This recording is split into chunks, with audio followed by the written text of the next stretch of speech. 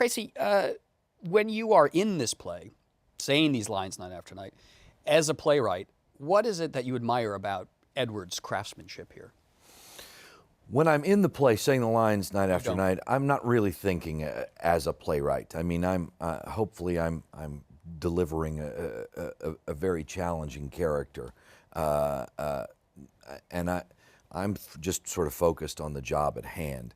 I think in terms of the way that Mr. Albee's play, or all of his plays, informs me as a playwright, I mean, any playwright who would deny the influence that he's had on them is either unaware of it or they're lying, because clearly his language, his themes, his sense of humor have become very much part of our cultural DNA, not just theatrical DNA, cultural DNA. I mean, he's hugely influential in insult humor in the American culture, and so clearly doing this play now for hundreds of performances as I have, and being familiar with it even before then, certainly it's informed my playwriting.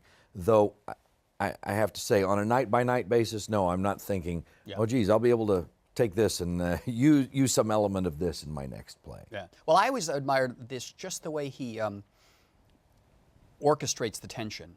You know, the scenes, the build-up, ratchet the tension, and then there's a sort of calming down period as he sort of switches alliances around and then builds it up again, then brings it down, and then, but each time it brings it down, it doesn't go quite as far down before, because the tension just keeps going up. You really could do a diagram of the shifting alliances in this play throughout the night. That's why he's a dramatist. That's why he's very good at being a dramatist. That's what good dramatists do.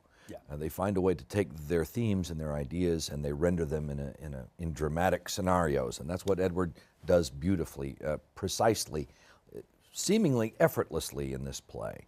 I read a quote somewhere, I think it was Tina Howe, who said, you almost get the impression from for all the precision that is shown in this playwriting, that he wrote the thing in about 3 days. It has that kind of energy in the writing in this piece. It almost feels like it was written in sort of a mad dash. Yeah, yeah. Well, you know, he wrote Zoo's Story in about 2 or 3 days, actually. I remember he was living in the West Village at the time, and his career was going nowhere, poetry, novels, and he sat down. He'd never written a play before, and he sat down and he tossed off the Zoo Story in 3 or 4 days in the kitchen. It does have that energy, and I don't think Who's Afraid of Virginia Woolf took him that long to write on. We've talked a little bit about this. I think Edward and I are similar in that we consider a play for a very long time, and then the actual writing of it tends to happen in a very, very quick period. I think Virginia Woolf is a play that did not go through a lot of rewrites even after that initial writing process. I think pretty much what is there. Now, he's continued to tinker with it a bit over the years, but what you see is pretty much what was always there.